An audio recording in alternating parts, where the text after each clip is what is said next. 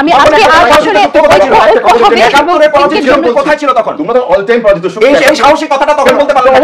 না বলেন না, অসম্ভব। এখনই বলছি অসুবিধা আপনারা করবেন। যখন আপনাদের সাথে থাকি তখন আমরা সঙ্গী, আর যখন চলে যাই তখন আমরা জঙ্গি। এই সমস্ত স্লোগান এখন আর খাবে না এগুলো। হেলাল ভাই রাজনীতি থেকে বেরিয়ে আচ্ছা, আমি একটু আপনাদের জানতে চাই যে শুধু তো এই সমস্ত প্রথম জামাতরা শুনবে না।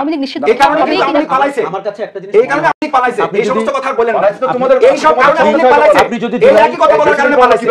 আপনি যদি আমাদেরকে আবার ওই একই কথা বলেন পুরাতন, তাহলে কিন্তু একই পরিণতি আমাদেরকে ভোগ করতে হবে। যদি এটাদের প্রস্তুত থাকেন, এটাদের প্রস্তুত থাকেন। কি করে যেন আমাদেরকে সঙ্গী বানাবেন আর প্রয়োজন আমাদেরকে জঙ্গি বানাবেন, ওই দিন শেষ হয়ে গেছে। ব্যাপারে সিদ্ধান্ত আমার মনে হয় জুলাই ঘোষণা, এই যে ঐক্যমত্যের পরে যখন আমরা এটি ঘোষণাটি দিব, সেখানেই কিন্তু সব দল একমত হতে পারে আওয়ামী লীগের ব্যাপারে কি হবে। আমি আরেকটি বিষয় আপনার কাছে জানতে চাই আশরাফ কথা, সেটা হলো মাহফুজ আলম একটি গুরুত্বপূর্ণ বিষয় উল্লেখ করেছেন তার স্ট্যাটাসে। তিনি বলছেন বামডানের কালচারাল ক্যাচাল জুলাইকে দুর্বল করেছে এবং শাহবাগ সাপটাকে চিরন্তন করে তুলেছে।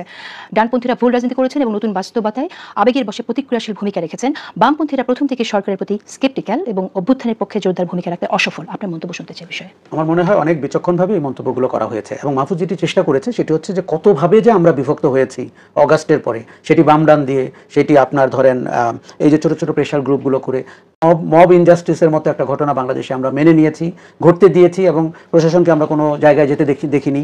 আমরা এই যে নির্বাচন সংস্কার নিয়ে দলগুলোর মধ্যে যে ব্যাপক কুতর্ক, যেগুলো তেমন কোনো প্রয়োজন নাই, এবং আপনার বিচারের ব্যাপারে যে মানে জিনিসটা যে স্লো হয়ে যাচ্ছে, ধীরগতি পাচ্ছে, এটি কিন্তু প্রকৃষ্ট। ধরেন আজকে আমি কিন্তু মনে করি নির্বাচনের ডামাডোল শুরু হলে বিচার আরও পিছিয়ে যাবে, সংস্কার আরও পিছিয়ে যাবে। দেখুন নির্বাচনমুখী দেশ এবং মানুষ নির্বাচন পছন্দ করে। আমার দুঃখ, আমার আরেকটি প্রশ্ন এখানে, যদিও সময় খুবই কম, বিচার যদি খুবই ত্বরান্বিত গতিতে যেভাবে এক্সপেক্টেড সেভাবে চলতো, তাহলে নির্বাচনের প্রশ্নটাও কি এভাবে আসতে পারতো কিনা? যে বিচার চলছে এখন, নির্বাচনটা একটু পরে হোক।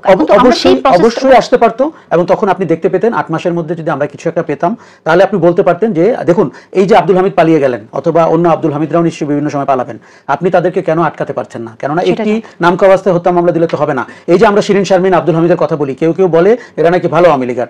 যেই সরকার তার অপকর্মগুলো করেছেন, এই আব্দুল হামিদ আপনি জানেন খুনিদেরকে মাফ করে দিয়েছেন, জেনারেল আজিজের ভাইকে জোসেফকে মাফ করেছেন, শিরিন শারমিন 3 বার নির্বাচন